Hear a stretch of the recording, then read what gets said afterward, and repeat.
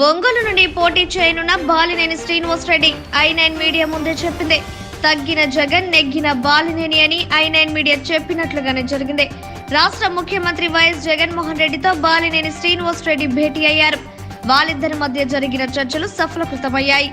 పేదల పట్టాల కోసం 231 కోట్ల రూపాయలు విడుదల చేస్తూ సీఎంఓ కార్యాలయం జీవో జారీ చేసింది. దీంతో ఒంగోలు వైసీపీ నేతల్లో హర్షం వ్యక్తమవుతుంది.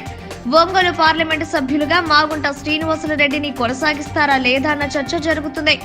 దీంతో పాటు బాలినేని అనుచరుడు సంతనూతలపాడు శాసనసభ్యులు టీజే సుధాకర్ బాబు దారేటు అనే చర్చ జోరుగా సాగుతుంది.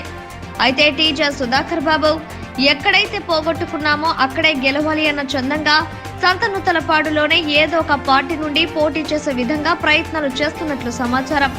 మొత్తం మీద బాలినేని శ్రీనివాస్ రెడ్డి ఒంగోలు నుండే పోటీ చేస్తున్నట్లు అధికారికంగానే మరికొన్ని గంటల్లో ప్రకటన రానుంది.